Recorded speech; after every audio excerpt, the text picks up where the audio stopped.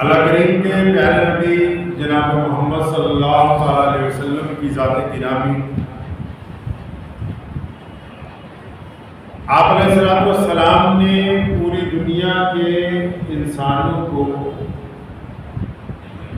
یہ بات واضح طور پر سمجھائی کہ مذہب جو ہے وہ عبادت کرنے کا طریقہ نہیں ہے، بلکہ مذہب اللہ اور اس کے رسول کے مطابق ایک اچھی زندگی گزارنے کا ہے۔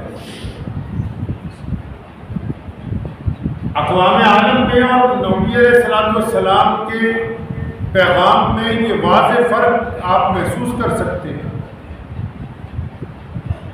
کہ اللہ کے نبی صلی اللہ علیہ وسلم نے عبادات کے ساتھ ساتھ جن لوگوں کا کردار اچھا ہے، اخلاق اچھا ہے، معاملات اچھے ہیں، انہیں بہترین قرار دیا۔ نبی علیہ السلام جب ظاہری طور پر دنیا سے پردہ فرما رہے تھے تو آپ صلی اللہ علیہ وسلم نے کچھ نصیحتیں امت کے نام فرمائی، اور اس میں ایک بڑی خوبصورت نصیحت ہے۔ آپ کے ذہن میں ہوگا کہ شاید آخری مرتبہ نبی علیہ السلام نے یہ کہا ہوگا کہ نماز پڑھتے رہنا، روزے رکھتے رہنا، حج کرتے رہنا، یہ اسلام کے فرائض میں سے ہے۔ لیکن آپ نبی علیہ السلام کی آخری نصیحتوں میں جس نصیحت کے متعلق آج ہم گفتگو کرنے جا رہے ہیں، اس کو جب سنیں گے تو آپ حیرت میں پڑ جائیں گے کہ نبی علیہ السلام کی ذات گرامی جو اللہ کے بعد سب سے زیادہ اہمیت رکھتی ہے پوری کائنات میں، خدا کے بعد جن کا مقام سب سے بلند ہے، کیا فرما رہے ہیں نبی علیہ السلام؟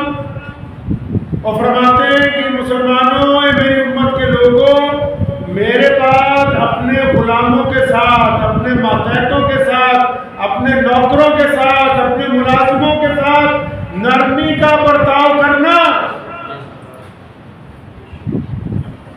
صاحب خلق عظیم صلی اللہ علیہ وسلم کے اخلاق کا اندازہ لگائیے اس گفتگو کے ساتھ۔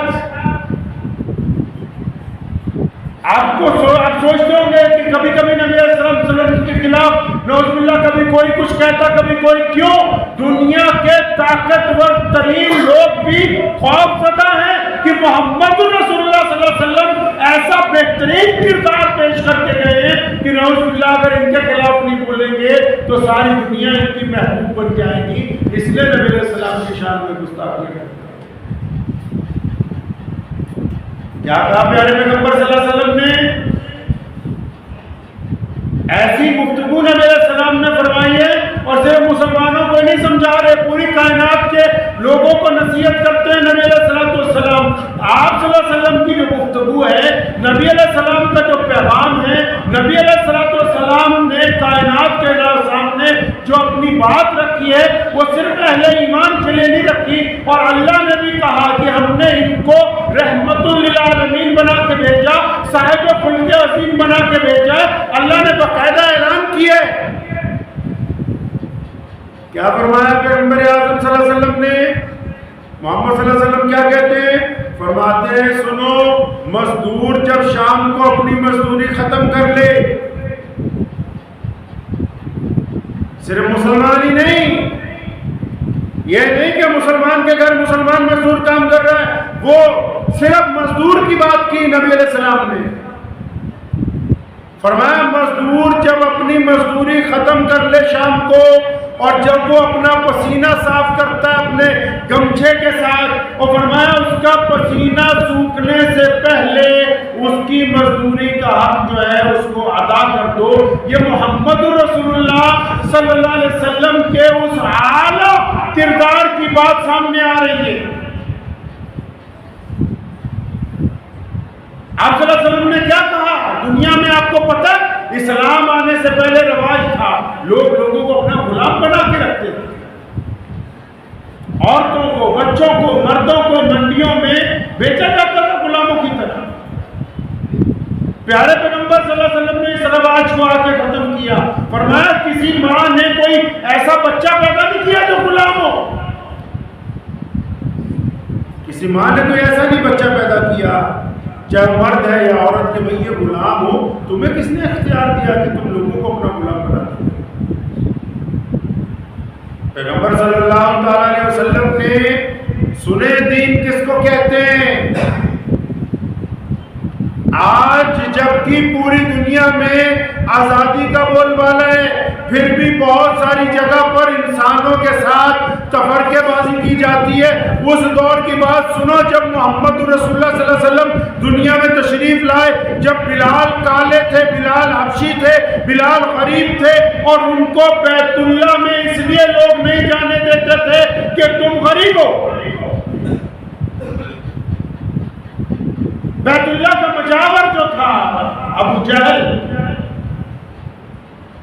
وہ اس لیے سیدنا بلال رضی اللہ تعالیٰ کو اندر نہیں جانے دیتا کہ بلال کا تو رنگ کالا ہے، بلال کی ذات نیچی ہے، بلال کے کپڑے پھٹے ہوئے ہیں. محمد رسول اللہ صلی اللہ علیہ وسلم آئے، کیا بہترین نظام پیش کیا ہے پیغمبر صلی اللہ علیہ وسلم نے. اپنے صحابہ کو کیا حکم دیا؟ اسلام کی جو امیر وراثت ہے اس کا اندازہ لگائیں ان لفظوں سے.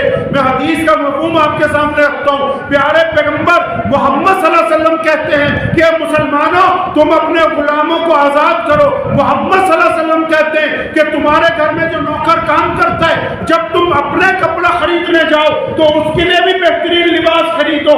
محمد صلی اللہ علیہ وسلم یہ کہتے ہیں کہ جو کھانا تم خود کھاتے ہو وہ کھانا اپنے غلام کو کھلاؤ. محمد صلی اللہ علیہ وسلم کہتے ہیں کہ جس انداز میں تم اپنے بچوں کو محبت سے بلاتے ہو اس انداز میں اپنے ملازموں کو محبت سے بلاؤ. محمد صلی اللہ علیہ وسلم یہ کہتے ہیں کہ سنو مسلمانوں، یہ جو تمہارے متحد اللہ نے لوگ لگا دیے کام کرنے والے، ان کو اپنے بھائی کی طرح سمجھو. یہ اعلیٰ ترین مقام ہے نبی علیہ السلام.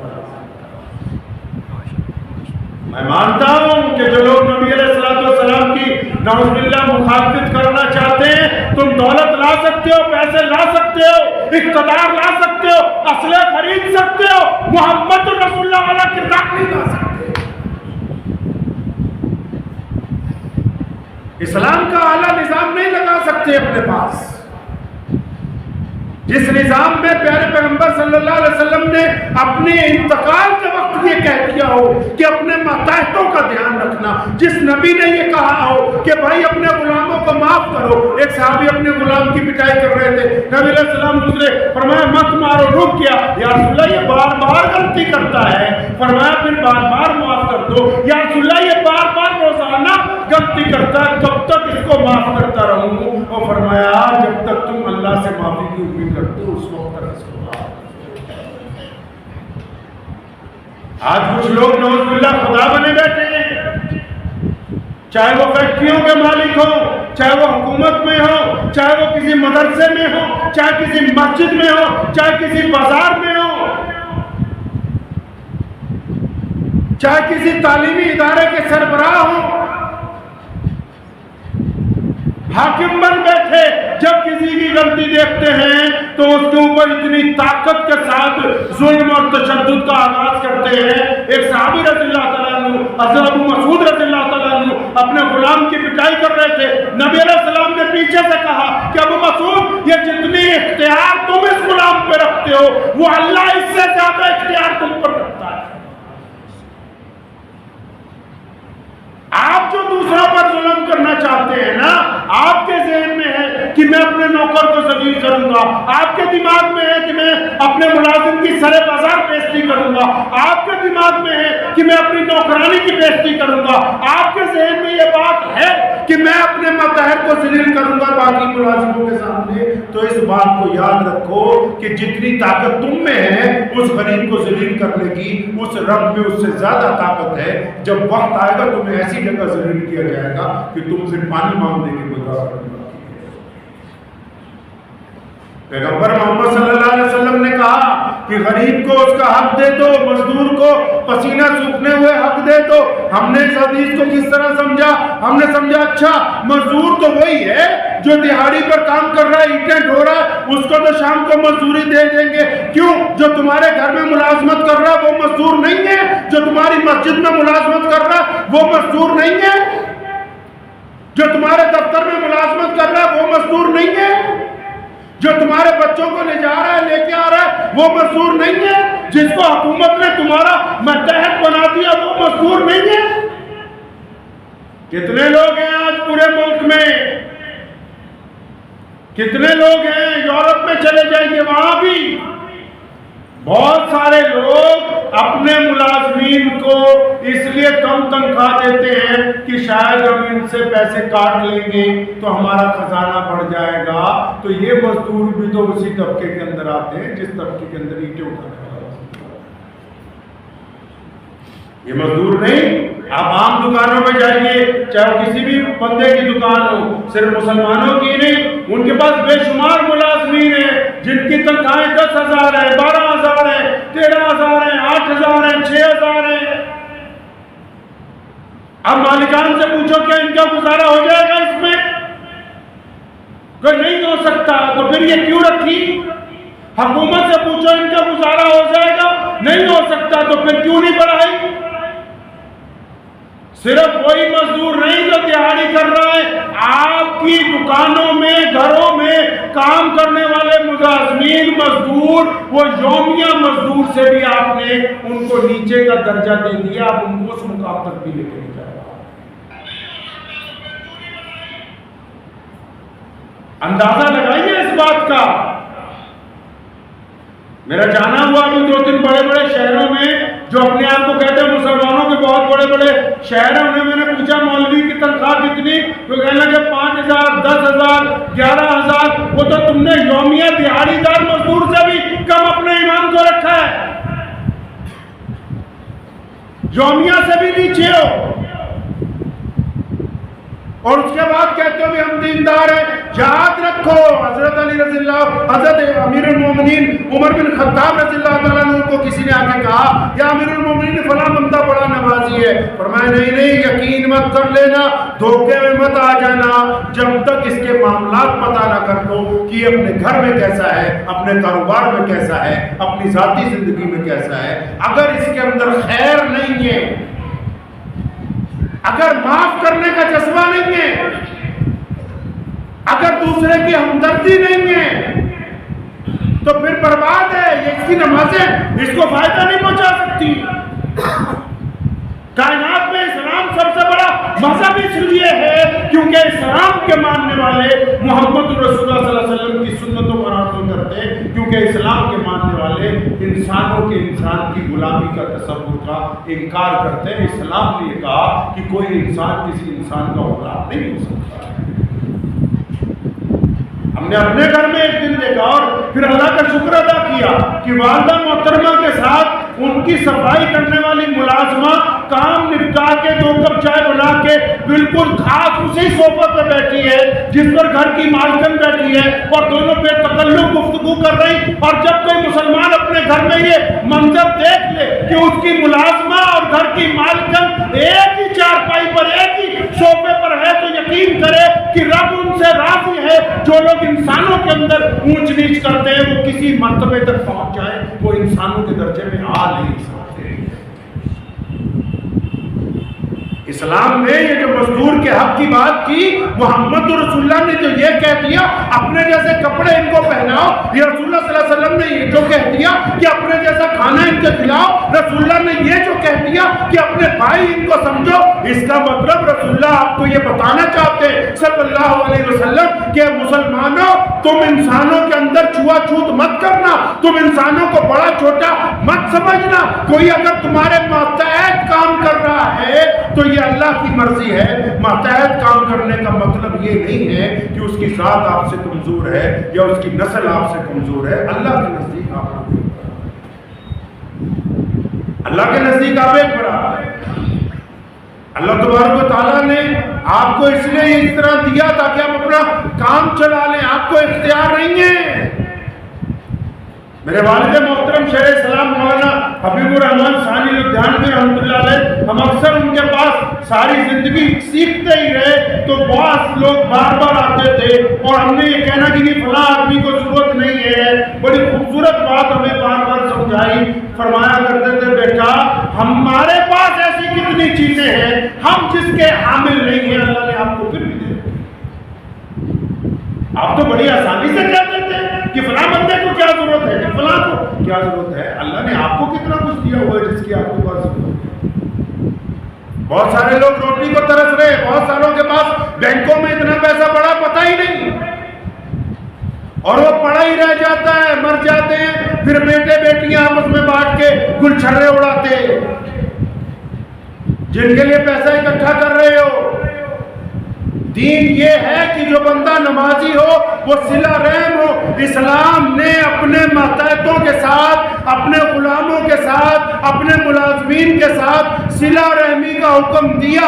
اگر آپ اپنے ماتحتوں کے ساتھ صلہ رحمی نہیں کرتے تو آپ محمد رسول اللہ صلی اللہ علیہ وسلم کا کہنا ماننے سے انکار کرتے ہیں۔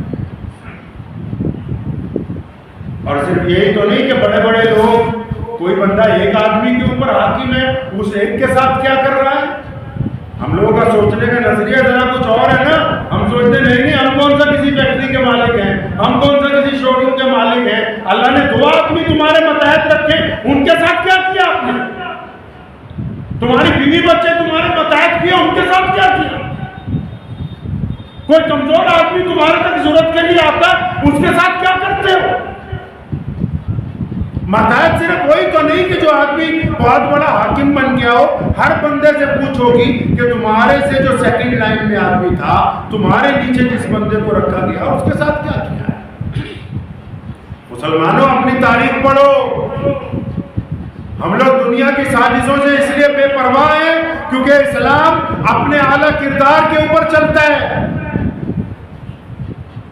مسلمانوں کے علماء، مسلمانوں کے لیڈران، مسلمانوں کے حکمران کبھی کسی مذہب کے خلاف نہیں بولتے اور نہ کبھی بولیں گے کبھی انشاءاللہ تعالیٰ، کیونکہ محمد رسول اللہ صلی اللہ علیہ وسلم نے ہمیں یہ سکھایا ہی نہیں، ہمیں بس یہ سکھایا گیا کہ تم اپنا کردار کس طرح اعلیٰ ترین بنا سکتے، اپنا، جن کے بارے میں رسول اللہ کو کہا کہ ابو بکر کو پوچھو یہ ہم سے راضی، ہم اس سے راضی ہو گئے، جن کے بارے میں نبی علیہ السلام نے کہا کہ میں نے تمام لوگوں کا احسان چکا دیا، ابو بکر کا اگر کوئی احسان چکائے گا تو کل قیامت کے دن میں اپنے رب سے ان کا بدلہ ادا کروں گا۔ سیدنا ابو بکر وہ ہیں کہ 1,24,000 صحابہ کی موجودگی میں کہ جب روئے زمین پر موجود تھے، نبی علیہ السلام جب ناساز تھے تو تمام صحابہ میں سے اس مصلی پر نبی علیہ السلام نے اپنی موجودگی میں اگر کسی کو امامت کے لیے کھڑا کیا تو وہ ابو بکر۔ سنو سیدنا ابو بکر صدیق رضی اللہ عنہ نے کیا کیا؟ ساری جائیداد اللہ کے راستے میں دے دی۔ جائیداد 1-2 روپیہ نہیں تھی، متعدد کپڑے کے شو روم، متعدد باغات، سب کچھ جب دے دیا تو عمر رضی اللہ عنہ نے کہا بھی تیرا گزارا کیسے ہوگا، چل تیری تنخواہ لگا دیتے ہیں، تنخواہ لگا دیتے ہیں تیری۔ تو سیدنا ابو بکر صدیق رضی اللہ عنہ کو جب سب صحابہ نے کہا نا آپ کی تنخواہ لگا دیتے ہیں، قربان جاؤں ابو بکر صدیق رضی اللہ عنہ کے ہیں تو پیارے پیغمبر علیہ السلام کے سب سے قریبی صحابی نا، نبی علیہ السلام کے جانشین بن کے بیٹھے ہیں، خلیفہ بنے مسلمانوں کے پہلے، کیا خوبصورت بات کی۔ فرمایا عمر ایسا کرتے ہیں کہ جتنی ایک مزدور کو روزانہ دہاڑی دی جاتی ہے، جتنی ایک مزدور کو روزانہ دہاڑی دی جاتی ہے اتنی میری تنخواہ لگا دو۔ صحابہ حیران کہ مسلمانوں کا بادشاہ، مسلمانوں کا خلیفہ کیسی باتیں کر رہا۔ کئیوں نے کہا امیر المومنین آپ کو پتہ ہے کہ مزدور کی دہاڑی اتنی نہیں ہوتی کہ وہ اتنے پیسے کمائے کہ ایک گھر بنا لے، اتنی دہاڑی نہیں بنتی سارا سال کی کہ وہ اتنے پیسے کمائے کہ اپنی بیٹی کی عزت سے شادی کرتے۔ مزدور کے پاس اتنی دہاڑی نہیں ہوتی کہ وہ بہترین کپڑے سلوا سکے۔ امیر المومنین آپ کیسی باتیں کرتے ہیں، مزدور کی دہاڑی تو اتنی کم ہے کہ وہ تو اپنا گزارا بڑی مشکل سے کرتا ہے، آپ ایک دہاڑی مزدوری مصوری کے اندر کس طرح امت کا پورا کام کر سکتے ہیں؟ سنو پھر مسلمانوں کے خلیفہ نے کیا کیا؟ کیا کیا مسلمانوں کے خلیفہ نے؟ اسلام کا یہ وہ نظام ہے، کائنات جس کے سامنے سر خم کر کے کھڑی ہوئی ہے آج بھی۔ کیا کیا مسلمانوں کے امیر المومنین نے؟ اپنے چیف سیکرٹری کو بلایا، حکم نامہ لکھو۔ خلافت بن گئی، پہلا حکم نامہ لکھا جا رہا ہے۔ کیا حکم نامہ لکھ رہے ہیں جی؟ پہلا کہ کیونکہ یہ میرے ساتھی چاہتے ہیں کہ خلیفہ کی تنخواہ لگا دیں، خلیفہ چاہتے ہیں کہ میری تنخواہ اتنی ہو جتنی ایک مزدور کی ہوتی ہے، اس لیے حکم نامہ لکھو کیونکہ مزدور کی یومیہ دہاڑی کم ہے۔ آج سے ہم مزدور کی یومیہ دہاڑی اتنی بڑھا رہے ہیں کہ مزدور بھی اپنے گھر میں عزت سے روٹی کھائے گا، خلیفہ بھی اسی پیسے میں اپنے گھر میں عزت سے روٹی کھائے گا۔ اس کو کہتے ہیں نظام۔ آج بھی تو دیکھو نا، ہمارا مزدور ان کے دیش میں جاتا ہے، مزدوری وہی کرتا ہے جو یہاں کرتا تھا، لیکن جب ان کے دیش میں جا کے مزدوری کرتا ہے، کس کے؟ سیدنا ابوبکر صدیق رضی اللہ تعالیٰ عنہ کے دیش میں۔ آج بھی اگر ہمارا مزدور چاہتا ہے کام کرنے کے لیے تو اتنے پیسے کماتا ہے کہ گاؤں میں کوٹھی بھی بنا لیتا ہے، گاڑی بھی خرید لیتا ہے۔ وہی مزدور اگر ہمارے یہاں کام کرے گا تو ہم اس کو پورا حق دینے کے لیے یاد رکھو اس بات کو۔ کوئی کچھ کرتا رہے لیکن آپ یاد رکھیے، پیارے پیغمبر صلی اللہ علیہ وسلم نے کہا کہ اپنے ماتحتوں کو بددعائیں نہ دو۔ ماتحتوں کے لیے، نوکروں کے لیے، ملازموں کے لیے دعائیں کرو، وقت آئے تو انہیں سٹینڈ کرو۔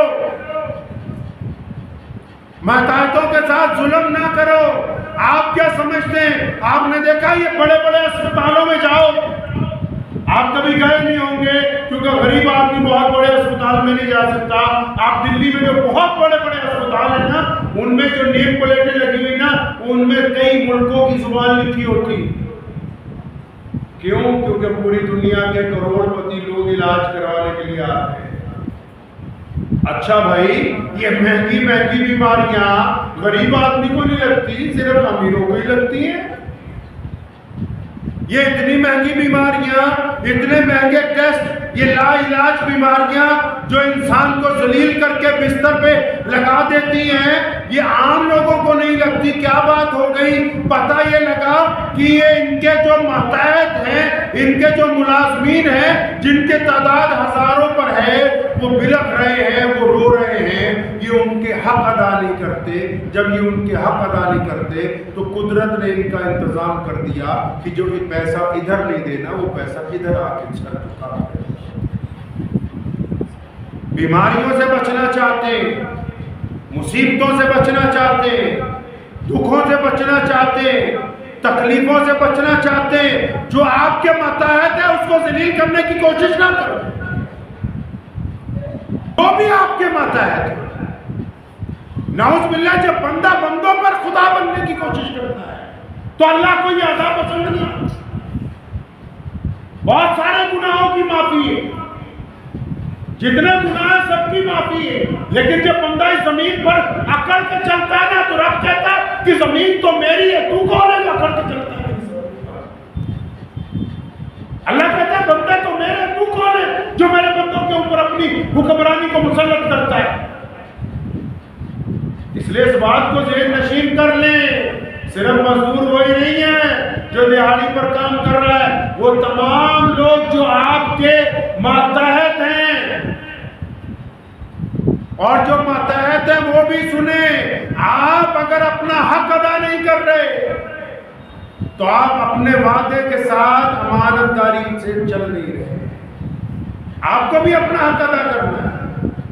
اور جو مالکان ہیں ان کو تو اس سے بڑھ کے اسلام نے مالکان کو یہ تربیت دی ہے، دولت مند لوگوں کو یہ تربیت دی ہے کہ اللہ نے آپ کو دینے والا بنایا ہے تو پھر دینے والے ہی بنے رہو۔ میرے والد شیخ اسلام مولانا حبیب الرحمان لدھیانوی رحمۃ اللہ علیہ ہمیں بار بار کہا کرتے تھے کہ جب کوئی آتے ہیں ضرورت مند لوگ اعتراض کرتے ہیں بار بار آیا، یہ اللہ کا شکر نہیں، اکثر حضرت فرمایا کرتے تھے کہ یہ اللہ کا شکر نہیں کہ اللہ کریم نے آپ کو دینے والوں میں رکھا ہے، لینے والوں میں۔ اور بولو نا، کس میں رکھا اللہ نے آپ کو؟ دینے والوں میں رکھا ہے، اللہ نے لینے والوں میں نہیں رکھا۔ اس بات کا ہی شکر ادا کریں۔ جب کسی کا حق مارتے ہو اس بات کو ذہن نشین رکھو کہ وہ جو حق دلوانے والا ہے وہ موجود ہے، جس نے حق دلوانا ہے وہ موجود ہے۔ تو اس بات کو ذہن نشین کرنے، بالخصوص جو نمازی ہیں اور جو ہمارے غیر مسلم دوست بھائی بہن ہیں، اس بات کو ذہن نشین کریں۔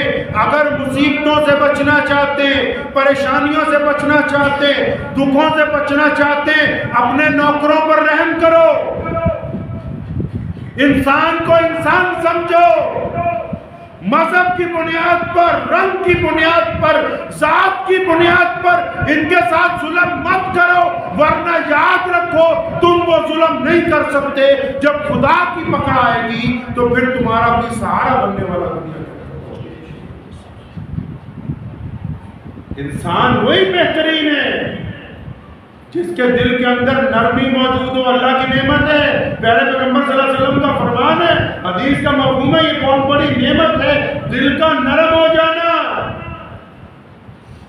لوگوں کو معاف کرنے کی عادت ڈالیں، کیونکہ آپ اپنے رب سے معافی چاہتے ہیں، آپ اپنی کوتاہیوں پر معافی چاہتے ہیں۔ دعا بھی دیجیے اللہ کریم ہم سب کو مزدوروں کا حق ادا کرنے والوں میں شامل فرما لے، اور اللہ کریم ہم سب کو ان لوگوں پہ رحم کرنے والوں میں شامل فرمائے جو لوگ ہمارے ماتحت دنیا کے اندر کام کریں۔ وآخر دعوانا ان الحمد للہ رب العالمین۔